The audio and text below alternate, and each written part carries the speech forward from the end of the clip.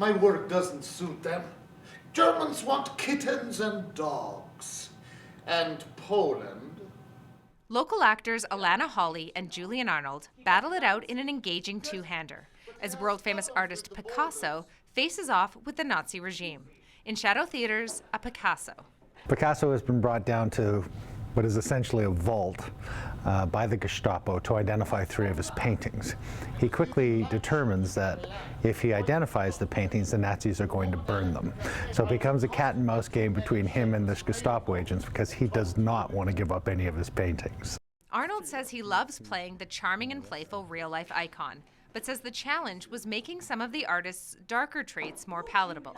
You know, he was a famous, terrible womanizer. He had a huge ego. He knew he was great. That's the sort of challenge of the part, is keeping him a little bit likable, but with that giant ego that he had.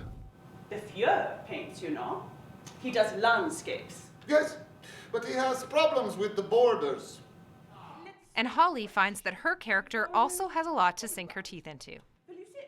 She's a Nazi, right? Like, I literally don't know what to say beyond that. It's so interesting to play someone that was around in that time period and working as a functioning Nazi. But she's loaded, and it's crazy, and the research on her was really interesting to look at. We are all guilty of something, Signor. It's just a matter of finding the appropriate law.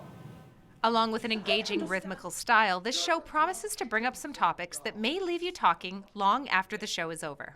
It flows, and then it'll come to a sort of a head where their argument stops, and so there's a great kind of like realistic rhythm. But within that, the playwright manages to bring up some really big, sort of universal ideas about love, sex, and art, and power. A Picasso played at the 2013 Edmonton Fringe Festival to sold-out audiences, winning the Critics Award for Outstanding Production. People really seemed to enjoy the play, and people would come up to me in the beer tent. I sometimes go to the beer tent, not very often, and they would be really. You could tell they were really interested in talking about the ideas in the play, and it had really sparked them. So I think we'll get the same reaction here.